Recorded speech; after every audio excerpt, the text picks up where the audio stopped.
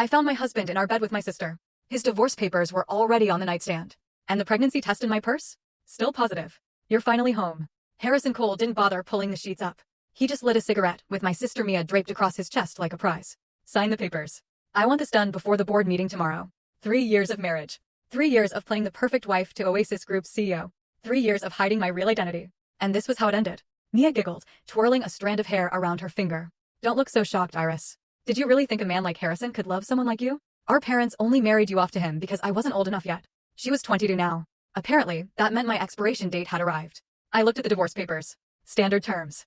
I'd get nothing, no alimony, no property, no shares. Just a clean break, like I'd never existed.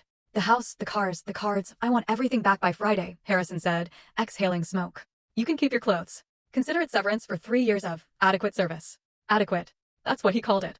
I thought about the 18-hour days I'd spent restructuring his failing company. The deals I'd quietly closed. The bankruptcy I'd single-handedly prevented when his father's gambling debts nearly destroyed everything. Adequate service, I repeated. Don't make this difficult. Harrison's jaw tightened. You were a placeholder, Iris. Surely you knew that. The prenup was clear: if we divorce, you leave with nothing. I didn't know that. What he didn't know was that I never needed his money. What he didn't know was that Iris Webb, the orphan nobody his family had supposedly purchased from a rural village, was actually Iris Sinclair, sole heir to Sinclair Industries. The silent investor who owned 40% of his precious Oasis group. The same 40% that had kept his company alive. I picked up the pen. Mia's smirk widened. Smart choice. Don't worry, I'll take good care of him.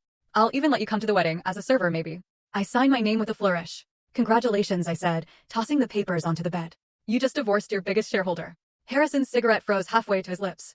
What? I was already walking out the door. My phone buzzed before I even reached the elevator. Miss Sinclair, the board meeting has been moved up.